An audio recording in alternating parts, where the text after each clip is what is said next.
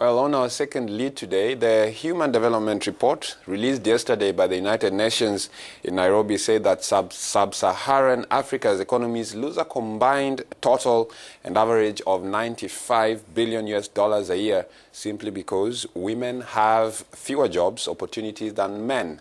Now, gender inequality, the report said, was promoted by deeply rooted structural obstacles such as an equal distribution of resources and political power. Yesterday, this report was published during the international conference in Tokyo, which was held in Nairobi. Among the things to remember, in Africa, women represent 66% of jobs in non-agricultural informal sector and only 70% for every dollar earned by a man.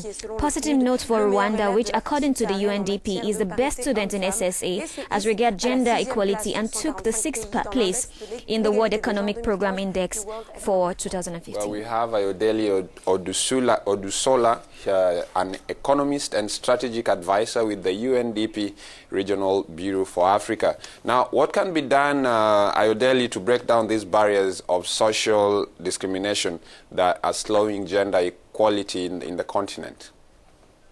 One thing that is very clear in the report is that we need to really tackle these destructive social norms.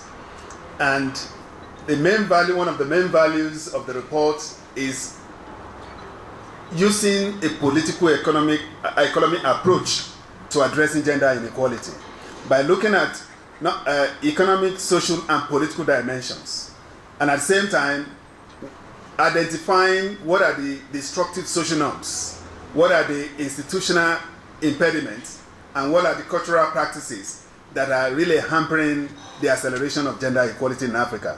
And again, one of the other things that the report is proposing is that we need to deconstruct our legislations by looking at what you have in the constitutions, what you have in laws, and what you have in day-to-day common practices just in the community. And we have to identify those activities, day-to-day activities that are contradicting what the constitutional provisions are or what the legal provisions are, and then try to address them as they are. Finally, our traditional institutions play a critical role in breaking the barriers. There is no way you want to say you want to fight against discrimination against women or girls without looking at those real actors and at the same time bring them on board as part of the catalyst of breaking the barrier. So we need to really do that, and it's very, very important, and unless we do that, it will be difficult for us to move ahead. Well, the report called for the establishment of an African investment bank to strengthen women's activities and reduce unemployment. And this prompted us to speak to Angela Lusigo. She is a strategic advisor, UNDP Regional Bureau. And we asked her how the bank would work differently from the ones that are already there. Listen to what she told us. Just having more money available is not going to doesn't mean that women will be able to access it.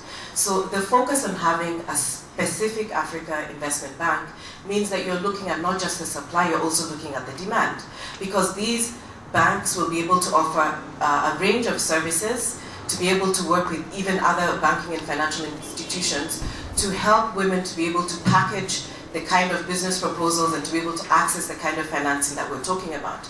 Because a lot of the existing banks have been focusing on very small loans. So what happens when women SMEs want to grow big?